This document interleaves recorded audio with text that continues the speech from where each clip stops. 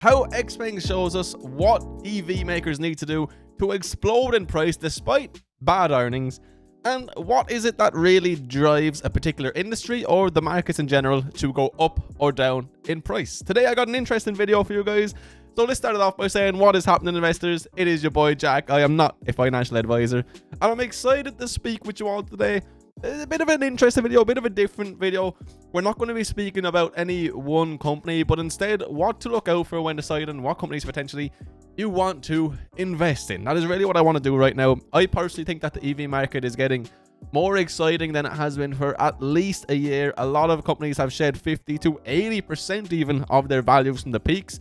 Now, that's not just EV. We even see that with some of the big FANG stocks. We see it with a lot of huge names out there. But we're going to be focusing on EV in particular today, with the intention of walking away from this video with a bit more of an idea of what to look for when you're figuring out what companies you want to be invested in personally. And I just want to start off really simply. I just have my notes here. Look at, oh, I can spin it around the place and everything. But the economy can be broken down into three main participants: consumers, businesses, and the government. And when we see two or three of these pivoting positively, try to say that 5 times fast, we should pay attention. And that is going to be the focus on today, because I think right now we see at least consumers and government pivoting positively in the regards to the future of electric vehicles. So before we get into that very first point, my friends, could I please ask you to hit that like button? Helps me out an awful lot. And subscribe if you're new around here and want more content such as this one. I really do appreciate all of you guys supporting since I've come back. You've made it a nice transition. Now, I actually just want to start things off really quickly with Xpeng, okay? Because if you've been following them at all lately, they're going to be brought up a lot in my EV videos for the next week or so at least, because it's a sign of how quickly things can change for these EV stocks. So they went up over 30% in a day. They actually closed up over 40% despite downbeat earnings results. And you would think that sounds a little bit crazy. Quarterly vehicle deliveries reached 29,500, which was a 15% increase from 2021. But compared to peers, it was not good at all. Year-to-date deliveries were up over 100,000, up 56% from the prior year. Now, again, decent compared to peers if you are looking at Li Auto and Nio. Not really comparable to your Teslas and BYDs just yet. BYD actually had fantastic results. And then the forecast was 20 to 21,000 for the final quarter, which represents a decrease of about 50% from Q4 2021.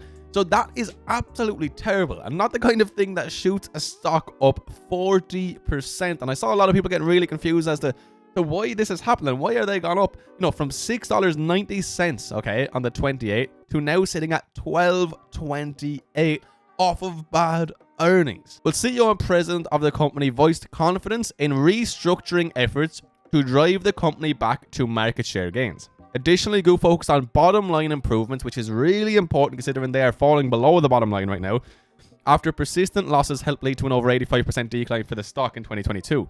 We will implement prudent cost control initiatives and improve operational efficiency.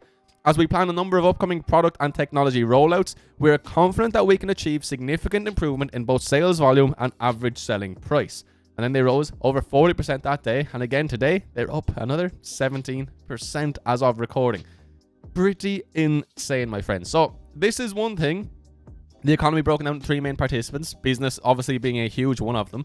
This is the business taking initiative. This is the business, showing control, not just losing hope. They are showing optimism and they are doing work in order to, get their stocks price back up.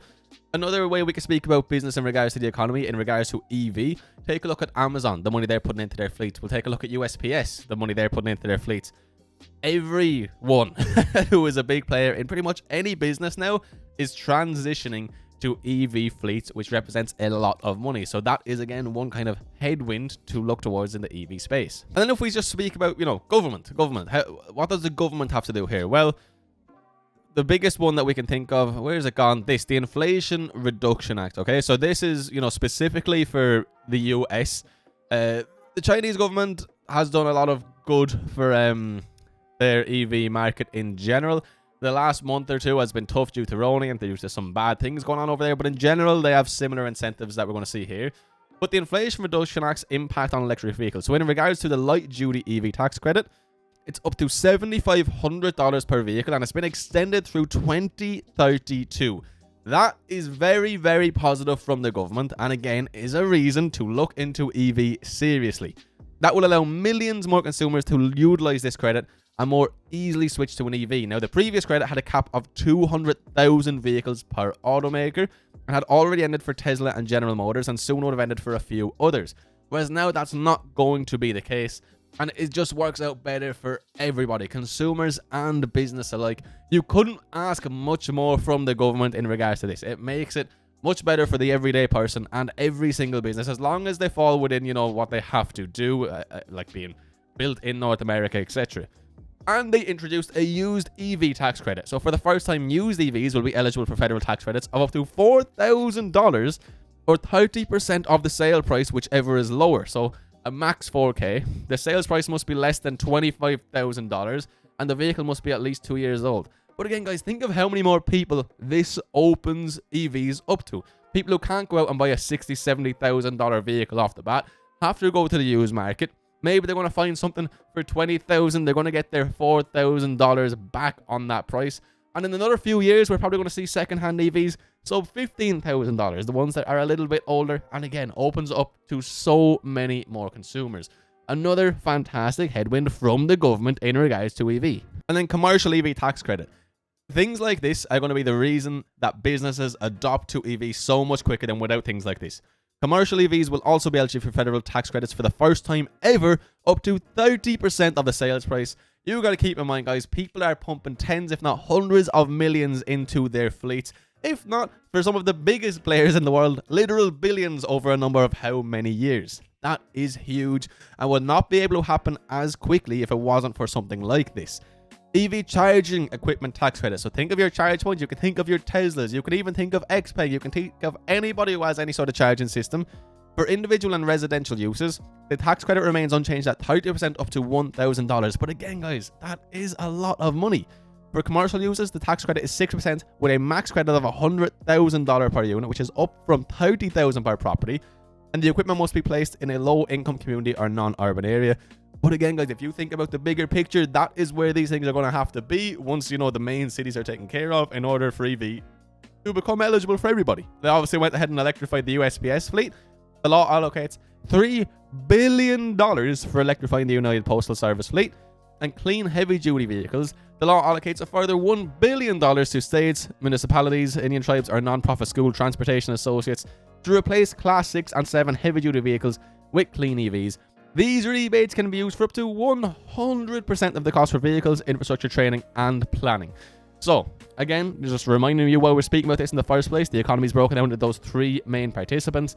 We can see businesses putting in the initiative. That's why I brought up Xpeng.